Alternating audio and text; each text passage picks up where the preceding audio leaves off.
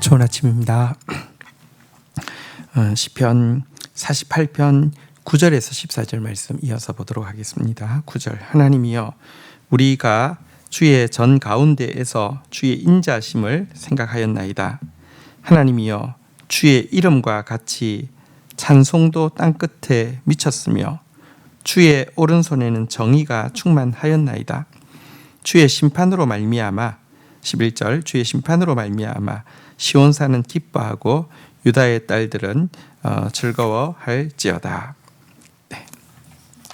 자, 하나님의 그 위대함을 노래하고 있는 이 시, 그리고 또 하나님의 성 시온의 위대함을 노래하고 있는 이 시는 앞에 문단에서는 이제 이 하나님의 위대함과 하나님의 교회의 위대함을 이렇게 오염시키고 해파하고 조롱하기 위해서 왔던 세력들이 결국은 이렇게 아무것도 아닌 것처럼 두려움에 사로잡혀 사라지게 된 것에 대해서 이야기했는데요. 이제 시온성 안에 있는 주의 성전 가운데에서 시인은 하나님의 인자하심에 대해서 이제 깊이 생각을 하고 있습니다. 여러분, 그 하나님의 인자하심, 이것은 우리가 붙들 수 있는 가장 중요한, 그러니까 뭐랄까요, 믿음의 근거이죠. 주께 감사하라. 그의 인자하심이 영원함이로다. 자, 그런데 하나님의 인자하심을 묵상할 때 시인은요, 그 주의 능력의 오른손에는 하나님께서 말씀하신 것을 그대로 시행하시는 공의가 가득 차 있다는 것을 깨닫게 됩니다. 여러분, 인자를 묵상하다가 갑자기 이제 공의를 이제 그 고백을 하고 있는데요. 주의 오른손에 있는 공의에 대해서 지금 이제 이야기를 하고 있는데요. 지금 여기서 이제 그 주의 오른손에는 정의가 합니다라고 표현하였지만 원어는 이제 공의라고 되어 있습니다. 여러분, 인자와 공의는 무슨 상관이 있을까요?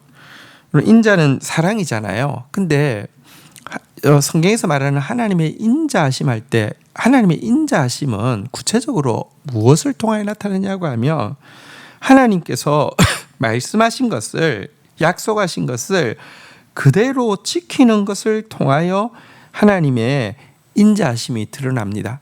근데 약속대로 이루는 것을 공의라고 하거든요. 그래서 하나님의 인자하심과 하나님의 공의는 뗄 수가 없는 것입니다. 하나님은 우리를 사랑하십니다. 사랑의 증거가 무엇입니까? 우리에게 주신 언약의 말씀을 그 말씀 그대로 이루시는 것을 통하여서 하나님의 사랑이 나타나고 또 하나님의 능력이 나타나기 때문에 시인이 하나님의 인자하심을 묵상하다가 하나님의 공의에 대해서 이렇게 찬양하고 있게 되는 것입니다. 또한 이어서 11절에 보면요, 이제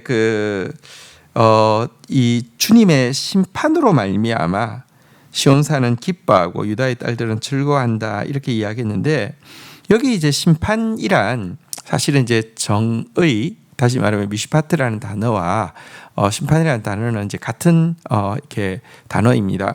그러니까 이어서 이 하나님의 정의로운 심판에 대해서 그는 묵상하면서 찬양을 하고 있는데요.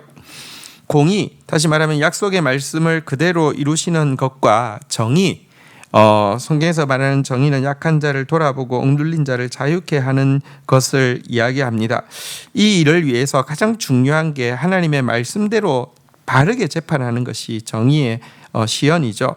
그래서 이 공의는 또 정의와 뗄래야 뗄 수가 없습니다. 인자를 묵상하다가 공의를 묵상하게 되고요. 공의를 묵상하다 보니까 정의를 묵상하면서 하나님의 그 공평한 재판, 그 결과 약한 자를 돌보시고 억눌린 자를 자유케 하시는 이 정의의 심판에 대해서 기뻐하고 즐거워하고 있는 것을 보게 됩니다. 공의의 말씀과 정의의 심판은 인자로 가득한 하나님 나라를 지탱하는 두 기둥과 같습니다.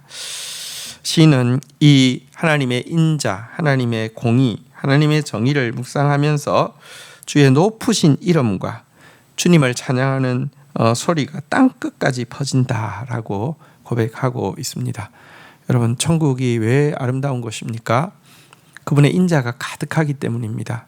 그분의 인자가 가득하기 때문에 공의, 하나님의 말씀은 다 이루어질 것이고요. 정의, 올바른 재판을 통하여서 약한 자, 매여 있는 자가 정말 자유함을 얻고 기뻐지는 것이기 때문에 그렇습니다. 12절부터 보겠습니다. 너희는 시온을 돌면서 그 곳을 둘러보고 그 망대들을 세워보라. 13절. 그의 성벽을 자세히 보고 그의 궁전을 살펴서 후대에 전하라. 14절. 이 하나님은 영원히 우리 하나님이시니 그가 우리를 죽을 때까지 인도하시리로다. 자, 이제 시인은 성도들에게 시온성 자체를 자세히 둘러보고 그 시온성에 있는 망대, 시온성에 있는 성벽, 시온성에 있는 궁정을 하나하나 자세히 살펴보라라고 요구하고 있습니다. 이 말은 무엇이냐고 하면 하나님의 통치 가운데 있는 하나님의 나라, 하나님의 통치 가운데 있는 완전한 하나님의 교회는 작은 부분 하나까지도 온전하며 더럽혀지지 않았으며 손상되지 않았다는 사실을 직접 체험해 보라는 것입니다.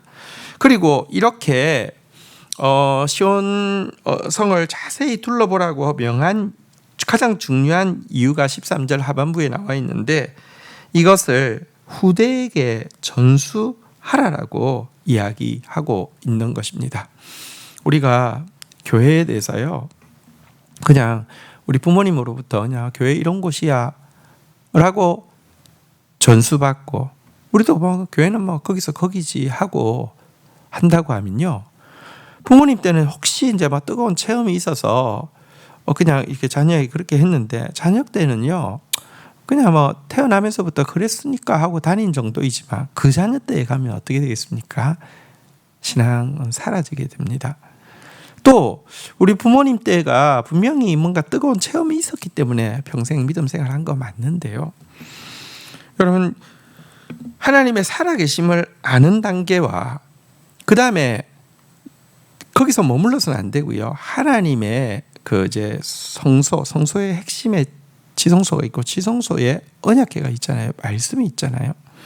하나님의 말씀을 자세히 살펴보고 그 말씀 작은 거 하나까지 완전하며 아름다우며 거룩하다는 것을 경험하지 한 신앙은 우리 부모님이 하질 못했습니다. 그냥 하나님 살아계시구나, 하나님 믿으면 잘 되는구나, 이래서 열정적으로 신앙생활을 하고 자녀들한테 너 예수 믿어야 돼, 뭐 주일 성수해야 돼, 뭐 이렇게 한 것이 신앙의 전수였는데요. 지금 우리 다음 세대에게 이런 신앙을 바르게 전수하기 위해서는요, 먼저 언약궤 하나님의 말씀으로 이렇게 다스리시는 하나님에 대해서 자세히 살펴보고 그 완전함을 우리가 경험해야지만 우리 다음 세대에게 당당히 전수할 수 있고요.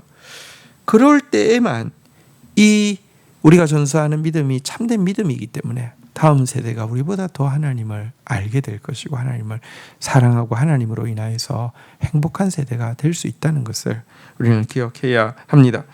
마지막 14절에서요, 시인은 성도들을 향한 하나님의 인도는 단지 살아있을 때뿐 아니라 죽음 이후에도 이르는 영원한 것이다 라고 고백을 함으로 이 시를 마무리하고 있습니다.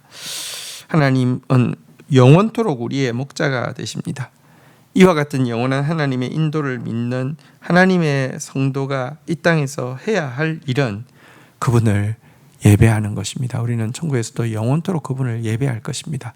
그분을 향해 사랑을 고백할 것이고 그분 앞에 날마다 겸손히 엎드릴 것입니다. 이것이 신자가 하나님 앞에서 영원토록 해야 할 가장 놀라운 특권과 의무입니다. 주신 말씀 붙잡고 기도하며 나가도록 하겠습니다. 하나님, 주의 성전에 있을 때마다 주님의 인자하심을 묵상하게 됩니다. 주님의 인자하심을 묵상할 때마다 능력의 오른손으로 지금도 약속하신 말씀을 그대로 이루고 계시는 당신의 공의를 묵상하게 되고 또한 공의의 말씀대로 재판하시사 약한 자를 돌아보고 억눌린 자를 자유케 하시는 정의의 심판을 묵상하게 됩니다. 주님의 인자를 찬양하고 주님의 공의를 찬양하고 주님의 정의를 찬양합니다. 주의 높으신 이름, 주님을 찬양하는 소리가 우리로부터 시작하여서 또 땅끝까지 크게 높이 올라갈 것을 믿음으로 선포합니다. 하나님, 우리의 신앙이 그냥 조상 때로부터 물려받은 그냥 전성이 되지 않게 하여 주옵소서. 하나님의 나라, 하나님의 말씀 자세히 살피고 한 부분 한 부분이 완전함을 직접 체험한 신앙 되어지게 하여 주시고, 이 말씀의 영광스러움을 우리 다음 세대에게 물려주게 하여 주옵소서.